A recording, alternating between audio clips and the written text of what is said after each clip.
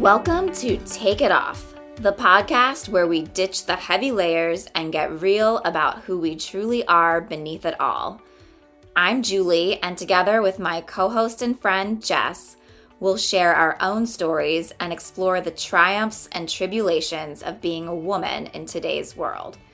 Let's get real, have some laughs, and inspire each other to embrace our true selves. Welcome to Take It Off. Hi guys, welcome back. We are joining you for another episode of Take It Off, and today we're talking about finding your village. And this one, I'm actually really excited to dive into with Julie because, as you guys have probably started to figure out, we are coming to many of these conversations with just like perspectives that are rooted in experiences lived in different worlds, where Julie has spent most of her life in more of a corporate setting, and I have spent the past 10 plus years in an entrepreneurial role. And so it's always fun to me, to kind of sit down and compare notes on how our perspectives differ. And I think that this is going to be another discussion topic where, we might leave the conversation seeing things a little bit differently. So, are you ready, Julie? I am so ready. All right. Well, let's kick it off right away. I guess I want to start by asking you, when you hear the word village, what does it mean to you? What do you think of? Mm-hmm. So probably for me, over the past 10 years or so, when I hear the words, it takes a village, I have automatically thought about it takes a village to raise kids, right? When you have little kids, it's a lot for one person, a couple, even like throw in the grandparents. It takes a village to raise them, right? To get them to all of their things, to make sure that you can get to your things. And as my kids have gotten a little older, what I've realized is I need a village too. Mm-hmm. And so when you ask me that question now, I think my answer would be a village is either an informal group of friends that either you've stayed in touch with, from childhood, which, I still have a couple of those, or it's newer friends like you and I. So your village could even be parents of your children's friends. Mm-hmm. I remember someone telling me, who was probably 10 years older than me, that she didn't need to be friends with the parents of her kids' friends. And then as she started to get to know them, and you come together because you have this common bond, right? It can form really beautiful friendships. And I'm thankful for all of the friends that I've grown and gotten to know through my children. So it can happen sort of informally, I think, like that. But then these villages happen intentionally. And so I'm sure we'll talk more about that, whether it's joining an already established group or creating your own group in a space that you need a village for.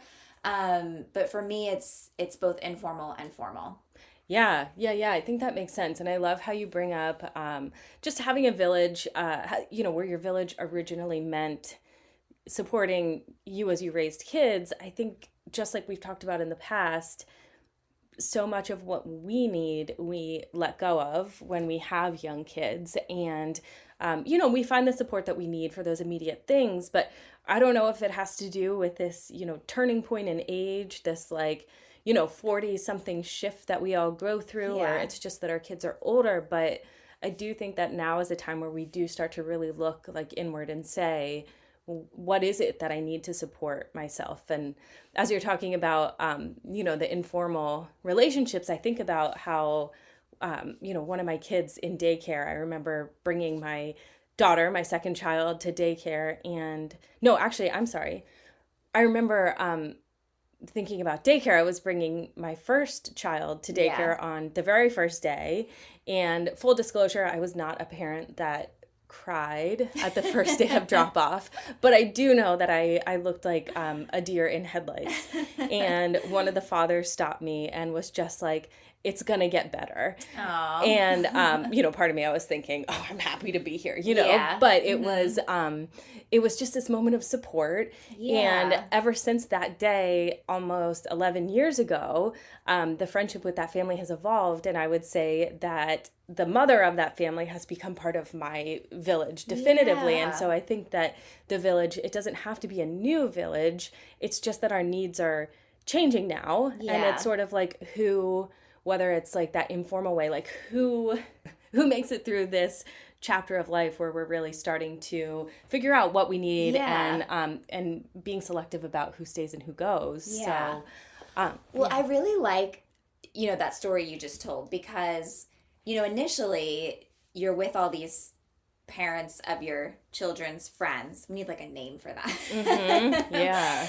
But you're with these folks, at birthday parties, right? When the kids are little and you have to be friends with them because you have to. Yeah. And I'll just be real here. Like I was never happier when I could take my kids and drop them off at a party and not have to stay and make small talk with the friends. Oh, you're speaking my language. I will say there are a few women and men, but mostly women who I got to know through the small talk at the party that are some of my closest friends now. Mm-hmm. And just, a few weeks ago, I had some of them over and you were here. Mm-hmm. And I remember my kids saying to me, wait, so you're having my friend's parents over, but like, I don't have anything to do with this. And I was like, yeah, exactly right. You got it.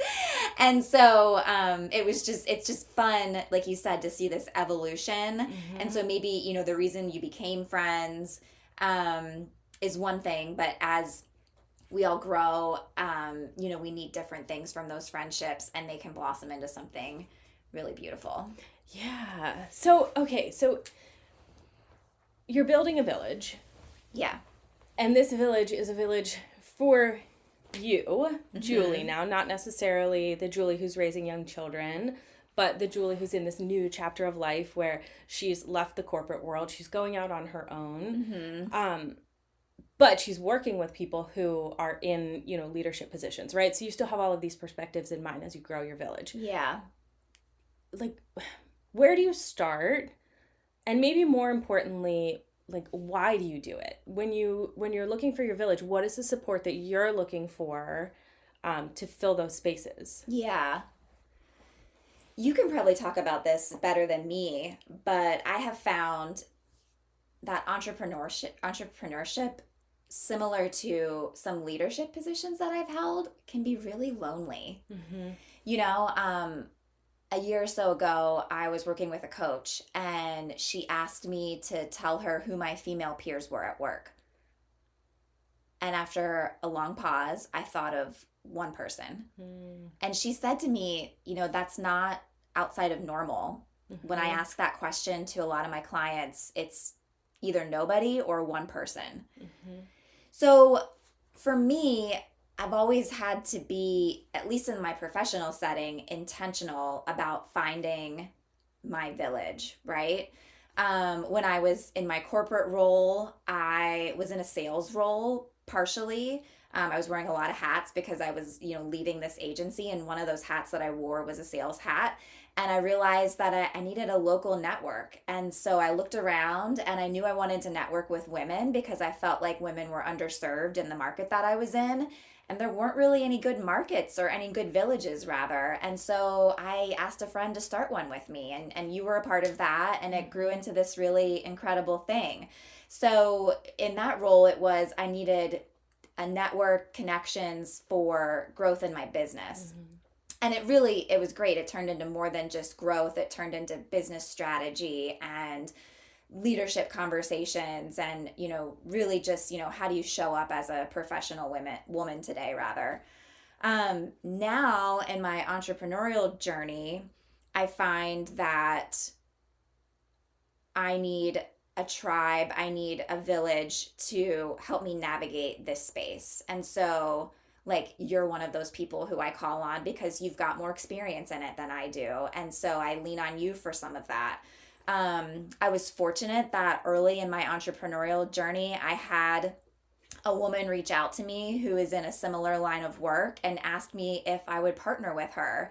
And I'm so glad that I said yes to that, because now I've got these other two amazing women that I'm working with. And while I'm still an entrepreneur and building my own thing, I've created this little village doing, coaching and mastermind groups that is giving me ideas for my business in other areas too. Does that make sense?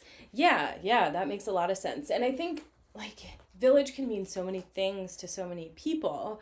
And I think at least for like the purposes of this conversation, as we talk about a village, let me know if we're like, I guess, thinking the same way here. But I guess I see a village as as people surrounding me who uplift me and support me. They are in my life intentionally, whether it's by chance, and then they've stayed intentionally, or, I've joined a group in order to meet people. But a village is more of like a select group of people that you surround yourself with, not in like there's not like a container around it. It's not like you join a group and you say, this is my village. It's almost like hand-selected people that just like you just know that they're one of your people. Right? Would you describe it that way? Like how do you know who to pick? And well, so from a professional sense, and again, as we start to talk more about work-life integration versus work-life balance, I think those lines between professionalism and your personal life get a little more blurred, and I'm here for that, right? But in the professional world, the trendy thing to say for a while, and I'll ask you if you've heard of this, people would say, you need your own board of directors. Have you ever heard of that? No, I haven't. Okay, so it's probably more of a corporate thing. And so when I was in the corporate world, I was like, that's kind of silly. Like, I don't need a board of directors. Like, I have my boss, and I have, the people on my team, and I have my one female peer, so I'm good, right? But I was recently talking to a woman, a few years ahead of me, and she brought this idea of this board of directors up to me, and I was like, here we go again. But as she was explaining it to me, and what it is for those of us who maybe haven't heard of it before. Right, tell me, because I have no Let me tell you. A board of directors is, like what you were saying, being really intentional about finding this board, this group of people that are going to serve you in different aspects of your life. So like for me in my consulting business, I might need to find someone who's really strong at selling in the professional services world, who I could go to if I get stuck with a sales situation. Because I'm still kind of working in the insurance space, I probably need someone who's like hands-on in the insurance world that I can check in with every once in a while so I don't lose touch with that. It could be that I need someone who's really strong in marketing to lean on them. It could be that I need someone, which I can probably check this box, I need someone who's doing similar work as me so that I can bounce ideas off of, right? So it's, finding this group of 6 to 8 people that fill like specific needs in your business.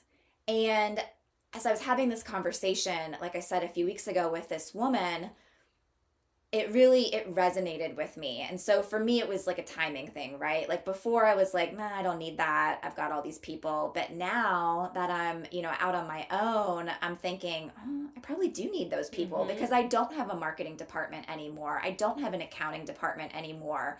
It's just me, right? So that's just one example of how you can be really intentional about forming your quote unquote board of directors.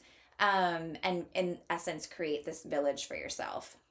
So I guess if you're taking a more formal approach, is it like a reciprocal relationship? Are you offering them something in return? Or like, how do you go from this like meeting of minds to this like unspoken, or is it a spoken relationship of being each other's village? Yeah, that's a good question. I think you really, once you find people that you would consider to be in your village, you have to be intentional about nurturing those relationships. So whether, you say to your marketing person, like, you're my marketing person, I'm coming to you for marketing advice, or if you just go to him or her and say, I'm working on this marketing campaign and I know you have a lot of experience in this area. Would you mind if I just like ran this by you? And I always like to leave those conversations with two questions. One question is, based on what I shared with you and, what I'm building, is there someone in your network that you think I should talk to? Because that helps you continue to build your village, right? And then the second question is, what can I do to help you? How can I help you in your business or in your personal life? So I think it's definitely a reciprocal relationship, and you have to be intentional, and asking those two questions at the end, helps me with my intentionality. Interesting. Yeah. Yeah, I love that perspective. It's just, I guess, I don't think that I've fully, I don't know, I haven't like formalized my thinking around my village. I feel like I just have people and I'm like, they're my people. And it's I think like from the entrepreneurial perspective, we're both coming from that perspective, but at living in that space and specifically like helping entrepreneurs, I coach people to find their village by, I guess, kind of looking inward and figuring out like where the gaps are. Like, it's rooted oftentimes in your goals of like growth, balance, avoiding overwhelm, avoiding stress, that dreaded like business burnout. And so, what are the support systems that you need in place to lift you up so that you can live that like life of balance, right? Yeah. And so, like you said earlier, being an entrepreneur it's incredibly lonely. And I'm coming to the table with the perspective of living in the space of operating a family business for the past several years. Yeah. And one thing that I found for me specifically is that family really, like my village should extend beyond my family. And I think, when you're growing a business, it's all consuming. It's taking up, every extra thought that you have generally.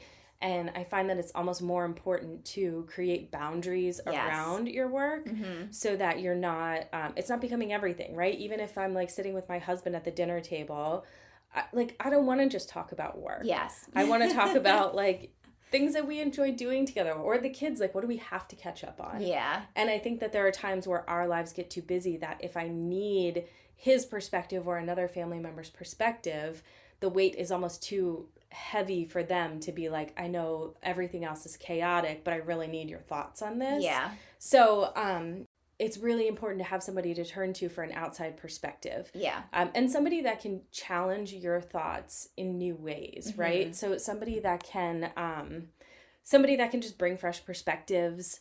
I think also, and you mentioned this as well, but finding the people who can support you in like with skill sharing. Yeah. So when you're an entrepreneur, when you're owning your own business, you are now the accountant and the human resources person and the hiring manager and the salesperson and, the social media manager. And it's really hard to wear all of those hats. Yeah. And so, I just think that working with people that you can almost like barter with, whether it's formal or not, where you can share ideas in, your wheelhouses that will just help each other grow. So, maybe I might partner with somebody who is a really great photographer and she'll help me create my content and I can help her with like marketing strategy or something like that. Yeah. So, well, and I think, it's definitely good to have people who complement you, but I also think it's important when you're forming a village to look for opinions or ideas that are different than your own. Really thinking about diversity in a sense. There have actually been research studies that show that by adding one person who is different from the rest of the group, just one person keeps the group from having what they call groupthink, right? Where one person says something and then everybody else is like, oh yeah, that's a great idea. By just introducing one diverse person, whether it's the diversity can come in any shape or form, right? But just diverse thoughts eliminates or diminishes, I should say, that groupthink, which leads to more creative problem solving, which ultimately leads to better outcomes. So, if I'm putting my corporate hat back on for a little bit, groups, villages, connection breeds better results, whether it's for you individually as an entrepreneur or for a corporation. So even if you're not sitting around, I'm visualizing like the group think happening as you're sitting around like a conference room table, and Yes. one person speaks up because you're like, this is my resident, like, different perspective person, and I'm just relying on them to speak up. When you have your village, it's not necessarily a group that sits around the same table, but you might have somebody that you go to who is going to challenge your perspective, right? Like, absolutely. You sometimes feel like maybe you're getting stuck, or a decision has come too easily for you, or your decision isn't jiving with somebody else's, and so you need somebody who can really give you like a way to think of it outside the box, and so you kind of have a person for that. Sure.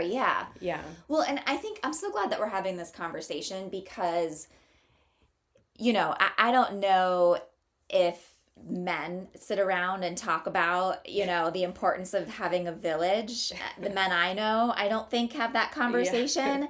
And I'm a little bit envious of them because I think because of the way business has been, and really just life, has been structured for so long, I'm envious that not all men, but most men have more time for this, right? Because, statistics show, again, that even in, heterogeneous working households, man, woman, both working, the woman still takes on more of the child raising and household chores than the man. That's just like, studies have shown that, right? And so because of that, men tend to have more time. And so they can go to the golf course. They can grab a drink with a coworker who's probably also a man after work. But for us, for women, because we've got these additional responsibilities, not saying that men don't have responsibilities outside of work, but because we tend to have more, we have less time for that. And so I think it's really important that as women, we're intentional about prioritizing making space for other women in our lives, right? Like the time that we do have, we shouldn't just hope that we end up at the bar having a glass of wine with the right person. We need to be just really intentional about like what our needs are and how we're filling our time and space with what will fill those needs. And so that, what does that look like, right?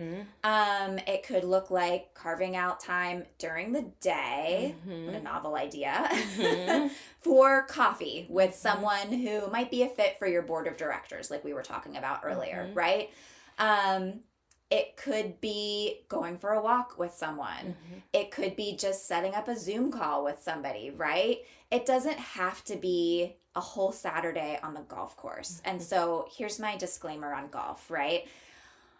I used to get really frustrated and upset that most of the men were on the golf course in the summertime. I, worked in insurance. So for all of you who are in insurance, you know what I'm talking about, right? Like May to October, people are on the golf course, right?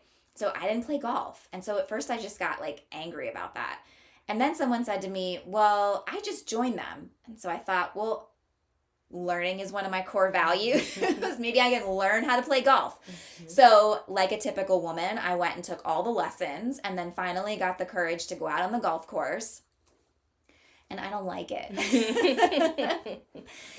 It's not for me. It's golf courses are beautiful and I love being out in nature, but I can sit and have lunch and look at the golf course, or I can go for a walk like around the perimeter of the golf course and not take up a whole Saturday. And probably have much better conversation. Yes. The distracted conversation of finding the ball, or I don't know, who's driving the cart. I don't know if they even ask these questions. But.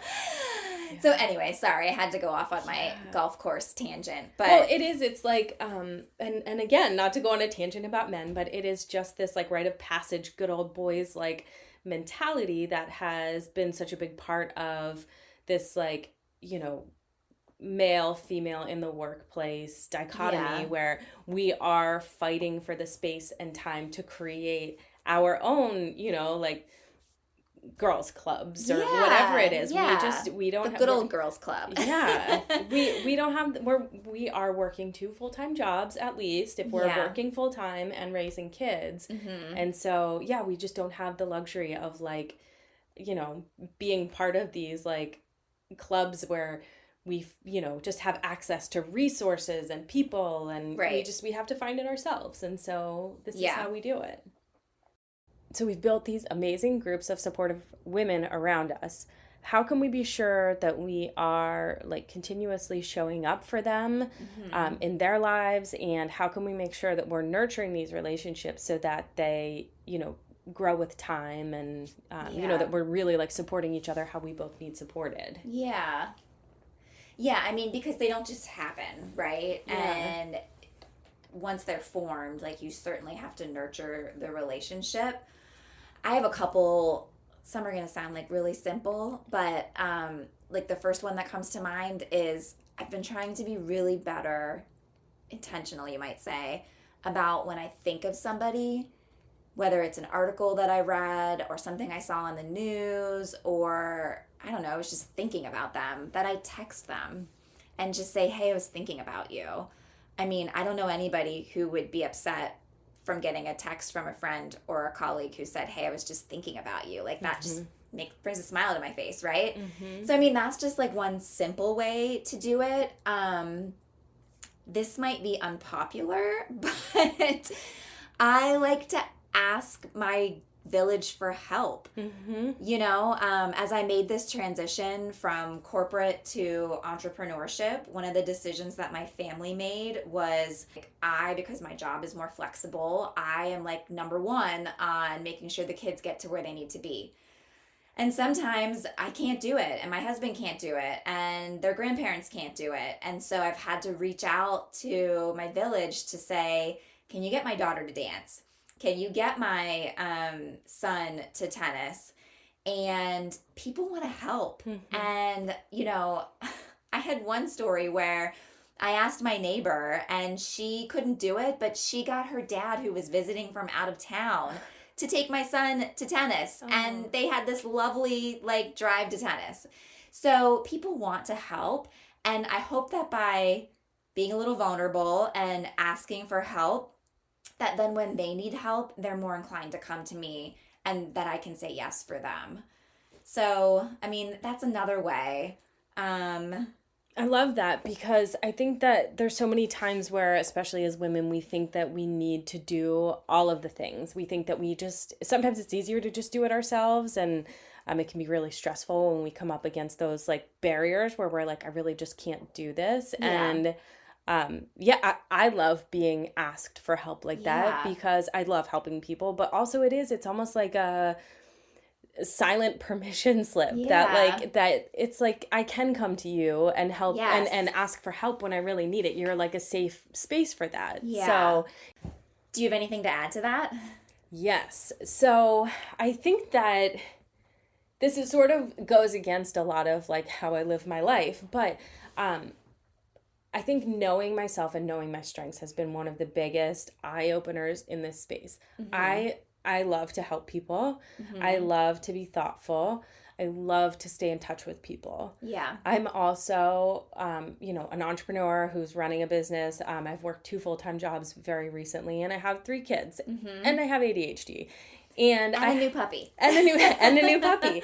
And I have a hard time keeping track of things sometimes. And so I actually, I take a more formal approach sometimes to keeping in touch with people. When I have somebody in my life and I know that there's somebody that I really want to keep in touch with, I set reminders. I make lists of the people that I know I need to just reach out to. And it might just be that I send them a message like you do that says, hey, I saw this and I'm thinking about you, or I read this article and, it made me think of X, Y, and Z. Yeah. But if I have that like list of people who are in my village, like at the top of my mind, it's just easier for me to recall when I want to reach out to them. Yeah. And they're important to me. You're part of my village. You're worth it to, to take that extra step just to make sure that you know that I'm thinking about you. Or, I've gotten away from this, but I love sending handwritten notes and just popping something in the envelope. And so, so for me, it does take something with a little bit more structure. Yeah. But I think that given, the fact that we do need to be so thoughtful about how we're spending our time right now. Yeah. It's just, it's an extra layer of work, but it's important for me. Absolutely. It has to be a priority. Yeah. Yeah. So, as part of recording this episode, we really wanted to, I think, help each other figure out how to make sure that we're building our villages around us in the most supportive way so that we can thrive in our businesses, maintain balance at home. Yeah. And just, live.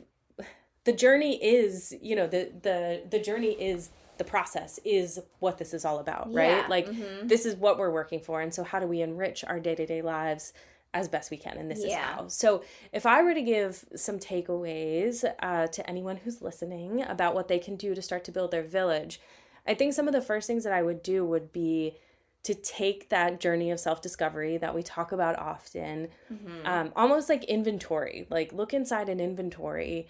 What are the areas in my life that are causing me like stress or angst? Or, where do I feel lost or unsupported? Or, what are the conversations that I really wish I had somebody to like talk to about? Like, what are, where are those gaps? So first you have to really know yourself to identify the gaps. Yeah. And then I would start with the networks that you have around you now. And, maybe it is somebody that you hadn't really thought of as like a village person, right? For a lack of a better word. It's a kid's friend that you just have always felt like you've had a great connection with. Yeah. And, maybe that person really is, they're always challenging your perspective and giving you new ways to look at things. And, maybe it's really just having a mindset shift. And then when you see that person, just having conversations differently so that, you can start to fill gaps and voids for each other. Yeah. And then I think it's looking outside of your network, and maybe it's asking for an introduction to somebody else that you know of who can support you. Maybe it's asking for a referral, from somebody that you trust. Yeah. So then I think that you're really you're looking at your network and figuring out who you know or who you can be introduced to through your network, through referrals or introductions. Yeah. And building your village that way. And then beyond that, I think joining networking groups, joining groups with similar, it doesn't even have to be a professional group, even if that's where the need is. Maybe you just start to spend your time volunteering somewhere and you're just really intentionally talking to people. Yeah. Because if you're doing something that you're passionate about, chances are somebody that you meet there is going to share similar values and similar perspectives. And I think you never know where you're going to meet the next person who could be, one of your people, one of the people in your village. Yeah. What is there anything else that you would add? Well, I think that's really beautiful what you said. You just never know when you're going to meet that next person, right? And I think part of how you get better at that is, and I think we might do an episode on this, but being curious and asking really good questions. What is the first thing you typically get asked when you're introduced to somebody? What do you do? Well, what if we asked, what do you do for fun? What are you really good at? Why are you here today? What made you come today? I think if we get curious and ask some more questions other than what do you do, it can really help us get to know people. And that's when this is somebody that I want to have in my village. It's funny, as you're thinking about that, I'm recalling our last episode. Was it our last episode where we talked about intuition and Yeah. whispers from the universe. And I'm thinking like, where's the weirdest place, or what's like the weirdest way I've like met one of the people in my village? And I'm thinking about how I went to, when I opened my business, I met this woman who used to bring her daughter, and we would chat at the front desk. And there came a point maybe a year or two later where I took a yoga class, and this same woman was in the yoga class, and I was like, oh, what is her name? She was so great. I love talking to her. And then my husband was like, hey, I just found out that there's a guy who works at the same place as me that lives like in town. Let's get together with him and his wife, and we'll like throw hatchets. And I was like, okay. And so it turns out that that was this same woman. Oh, geez. And so it was like listening to the universe. I just like listened. And, well, it got very obvious by that point, by the third time, that the universe was like, this woman is supposed to be in your village. Yeah. And now today she's one of my very best friends and one of the most supportive people in my village. And so I think it's like, it's also an intuitive process where you have to listen to like what lights up inside of you when you meet somebody, and also just, how it feels when you make one of those like connections. Yeah. Well, and I love that you shared sort of that organic way of how it happened for you.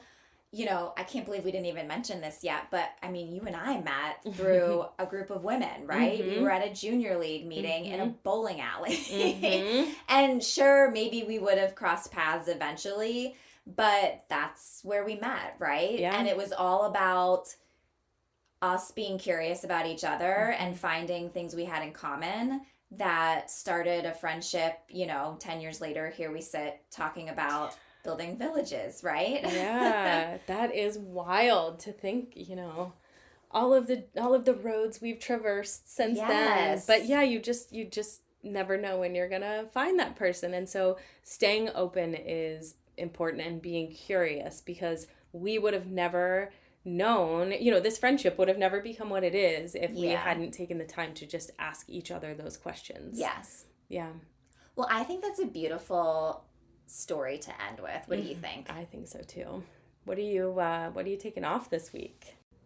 Well, Jess, it's unseasonably warm here today, and so I'm taking off my damn sweater. Me too, man. It is hot out there. Let's go outside and enjoy some sunshine. Yes, while it lasts. See you later, guys. Bye.